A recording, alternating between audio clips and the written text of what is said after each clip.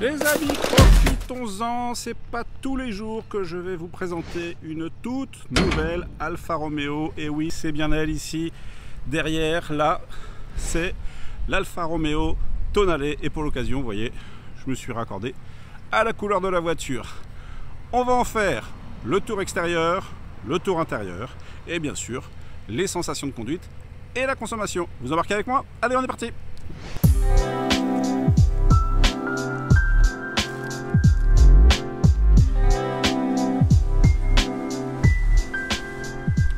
Tour du propriétaire de cette nouvelle italienne. Alors ce qui est marrant, c'est que le design est relativement nouveau, mais si vous êtes connaisseur, surtout si vous aimez les anciennes Alfa, vous reconnaîtrez quelques clins d'œil. Alors oui, bien sûr, il y a toujours la calandre ici en V avec les deux moustaches, ici et là, mais en fait, le clin d'œil il est un peu plus subtil. Vous voyez la signature lumineuse ici, 1, 2, 3, et bien en fait ça c'est un clin d'œil au passé, et c'est un clin d'œil à un modèle qui s'appelait l'Alfa Romeo SZ ou RZ, en fait designé par Zagato. Et ici c'est clairement, et d'aveu du designer, un clin d'œil à cet Alfa Romeo. Et d'ailleurs ce qui est marrant, c'est que cet Alfa Romeo SZ était une voiture assez clivante. Beaucoup l'ont détesté, moi j'ai adoré. Et en fait cette Alfa Romeo Tonale se veut par contre rassembleuse. Elle veut ratisser large. Donc c'est marrant de faire un clin d'œil à une voiture clivante pour une voiture qui veut plaire au plus grand nombre. Ici on est face à un SUV avec un avant avec une vraie personnalité. Vous remarquerez donc, hormis la signature lumineuse, les touches de plastique ici chromées, les nervures sur le capot. Elle a une vraie face avant dynamique. Les extensions d'ailes ici sont noir laquées, ça donne un côté encore plus premium. Les jantes rappellent évidemment les fameuses jantes télédiales que l'on retrouve sur les Alfa Romeo classiques, et les étriers de frein rouge terminent vraiment le côté sportif. Si on avance un petit peu plus loin sur le côté de ce Tonale, là on est un peu plus consensuel, un peu moins marqué en termes de personnalité. Vous marquerez encore une fois pour le dynamisme le custode ici qui part en pointe. Et au niveau de la face arrière, on retrouve une belle personnalité avec encore une fois rappel à l'avant, la signature lumineuse avec 1, 2, 3 feux qui rejoint l'autre côté avec une grande ligne rouge traversante. Et puis toujours le noir laqué pour le côté premium. Bonne nouvelle pour les alfistes. Ces jantes qu'on appelle les télédiales, en fait elles sont de série sur toutes les versions du Tonale. Alors ici on est sur du 20 pouces parce que on est sur un 160 Ti et optionné, mais elles commencent à 18 pouces et en 18 pouces elles seront aussi en télédial. L'espace dans le coffre est généreux avec, on va l'ouvrir, c'est 500 litres, un des plus grands de la catégorie. On va pouvoir y mettre tranquillement plusieurs bagages.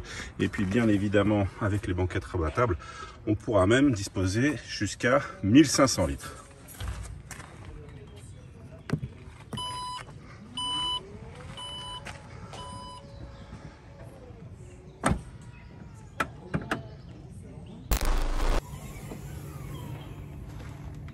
Qu'est-ce que vous faites là?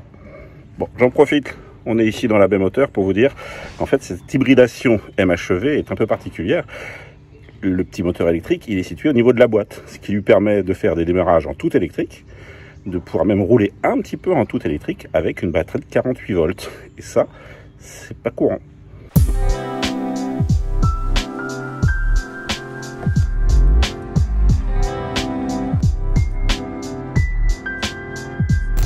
Prenons place à bord. On est parti, admirer quand même cette jolie couleur verte. C'est vraiment encore plus beau au soleil avec les paillettes. Alors, on a une finition relativement classique au niveau du panneau de porte. Ici, un petit matériau texturé, c'est joli. Une poignée de porte en plastique finition alu.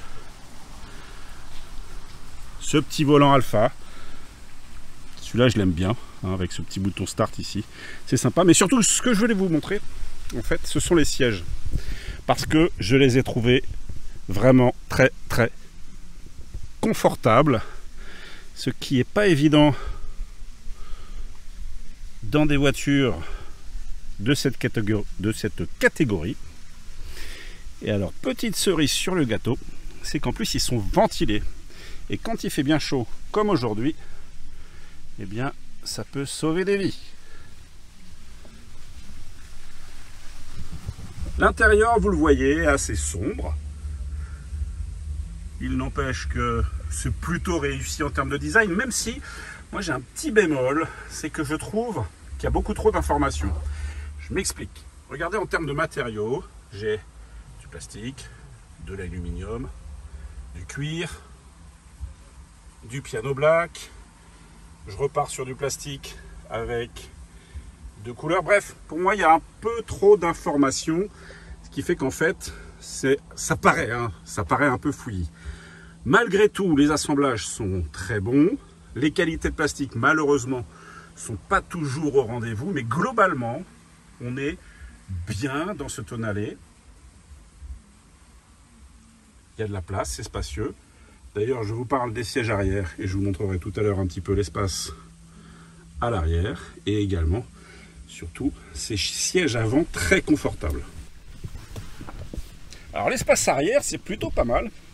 Vous connaissez ma taille de guêpe, mon corps de danseuse. Et bien, regardez, je suis plutôt bien installé. Le siège ici est reculé et j'ai toujours de la place aux genoux. Si je ferme la porte, en fait, les adultes à l'arrière seront plutôt bien logés. Bon, comme d'habitude, la place centrale, hein, c'est pour les punis. Mais vraiment, là, je peux voyager pas mal de kilomètres à l'aise. On est vraiment bien. Que paye?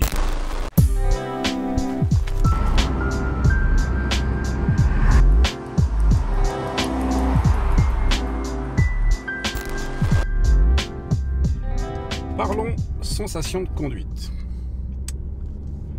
En préambule, il faut s'enlever ce qu'on a pu connaître sur Giulia, Stelvio. C'est pas la même voiture. Allez, elles font partie du monde d'avant. Ce Tonale, c'est une voiture qui est un peu plus consensuelle dans sa conduite, moins sportive. On a un bon châssis, mais on a des suspensions qui sont relativement souples. C'est-à-dire qu'en conduite dynamique, eh bien, comme tout bon SUV, il aura tendance à avoir du roulis. Mais ça, c'est pas le plus grave, parce qu'en fait, en conduite standard, finalement, ça se révélera même plutôt agréable et confortable. Moi, ce qui me gêne le plus, en fait, premièrement, c'est la direction. Moi, je trouve que la direction, elle est pas assez, je dirais, elle donne pas assez d'informations. Elle est très souple. Ça veut dire que j'ai toujours l'impression, alors ce n'est qu'une impression heureusement, que le volant flotte un petit peu. En fait, c'est comme si la position de direction assistée était toujours calibrée au maximum. Moi j'aime bien quand je roule sur des nationales, des autoroutes, avoir une direction un peu plus ferme.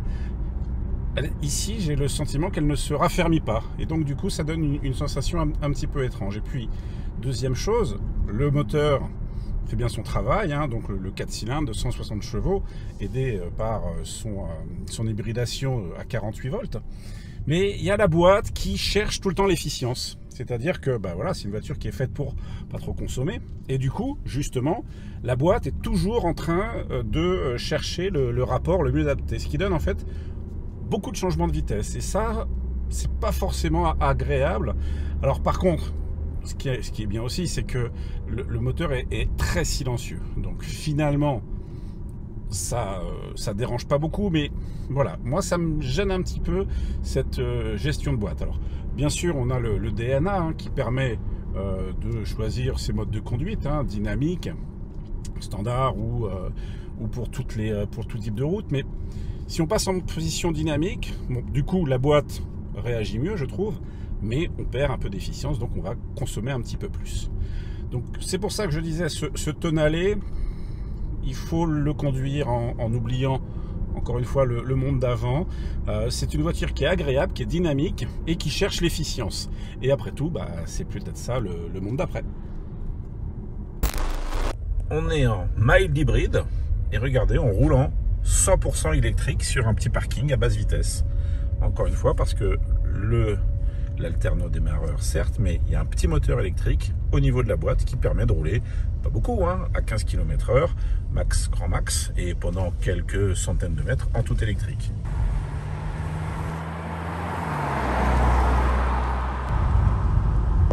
En termes d'efficience, c'est assez marrant parce que, donc, je vous rappelle, on est sur un MHEV, donc en fait, on n'a pas une hybridation qui entraîne le moteur de façon électrique. On a ce qu'on appelle un alternodémarreur. Et vous voyez ici, je roule tranquillement en ville. Je vais lâcher le pied et regardez l'aiguille du contour à droite. Elle va tomber jusqu'à 0. Pourquoi? Parce qu'en fait, là, le moteur s'arrête carrément. C'est-à-dire qu'en fait, le stop and start fonctionne même jusqu'à 50 km/h. Et dès que j'ai accéléré un petit peu, hop, le moteur reprend. Et bien, en termes d'efficience, c'est ce qui va nous permettre d'économiser encore quelques litres de consommation sur cette version essence. Ding dong, l'heure du point conso a sonné. Allons voir un petit peu si cette Tonale est gourmande. On a parcouru 126,8 km et on a consommé 6,7 litres au 100, ce qui est plutôt un bon résultat parce que le constructeur annonce une consommation plutôt entre 5,9 litres et 6,5 litres, on n'est pas loin. Mais surtout, vous le savez peut-être, j'ai le pied lourd, je conduis comme un bourrin.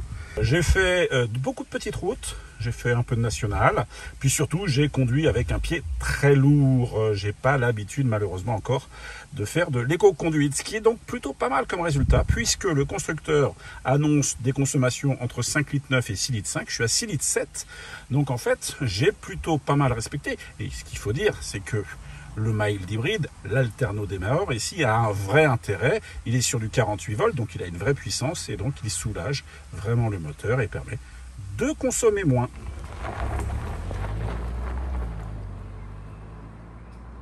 Derrière le volant, le combiné est entièrement digital, paramétrable grâce à ces différents boutons. Là, on choisit la zone que l'on veut paramétrer, puis avec la petite molette, les infos que l'on veut voir apparaître. Bien évidemment, vous avez un écran central avec l'ensemble des informations. Moi, ce que je trouve pas mal, en fait, c'est que ici, vous avez une vue globale au niveau du GPS. Et puis, ici, vous avez un niveau un peu plus détaillé, vous voyez. Hop, je sors de ma place. Et vous voyez, quand on roule, en fait, là, j'ai quelque part un zoom. Et là, la vue globale. C'est hyper pratique. La vie à bord est plutôt bien dans ce Tonale parce que déjà je trouve que les sièges sont vraiment confortables avec une architecture qui prend bien le dos, on est bien maintenu, il remonte un petit peu sur les côtés avec un bon maintien latéral, c'est vraiment agréable. La position de conduite elle est droite, on est dans un SUV, il ne faut pas l'oublier, mais on est surélevé, donc on profite et de la vue et on peut avoir un meilleur angle sur la circulation.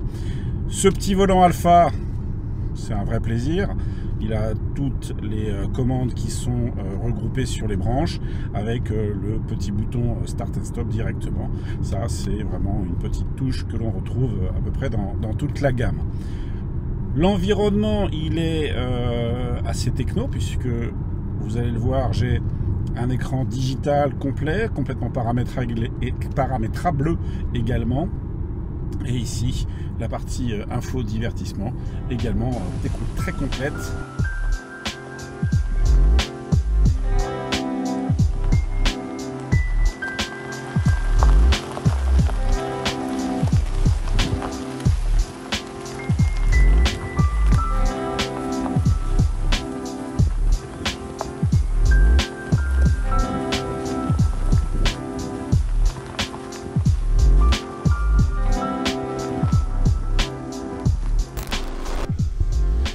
Le Tonale existe en deux motorisations, 130 ou 160 chevaux. Notre version d'essai, c'est le 160 chevaux, qui a deux finitions, la version TI et la version Veloce, qui est un peu plus sportive.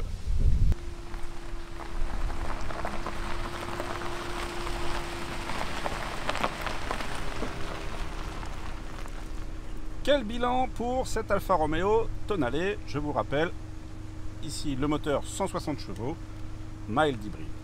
Bien, en fait, le bilan est plutôt bon. Il est plutôt bon à condition, chers amis alfistes purs et durs, que vous n'en attendiez pas ce que vous attendez d'une Giulia ou d'un Stelvio. Non, en fait, cette voiture se veut plus consensuelle, elle veut attirer un large public. Et d'ailleurs, le positionnement tarifaire est fait pour. À partir de 35 000 € pour cette version un peu plus puissante, on est plutôt aux alentours de 44 000 €, ce qui est quand même relativement léger. Ne pas oublier que le malus, on est entre 250 et 400 €, autant dire vraiment pas grand chose. Donc la mission de cette Tonale va certainement être remplie, à savoir encore une fois, séduire au-delà de la population des alfistes, même si le cœur des passionnés bat toujours. À vous de me dire ce que vous en avez pensé, si vous aussi vous l'aimez, si vous ne l'aimez pas, bref, si vous avez des questions, vous n'hésitez pas. Pour ce budget-là, dans la catégorie C SUV, que choisiriez-vous? Bref, vous avez la main, c'est en dessous que ça se passe, les petits commentaires. Et vous n'oubliez pas, un petit pouce parce que ça fait plaisir. Et on se retrouve bientôt pour des prochaines aventures. Ciao les amis!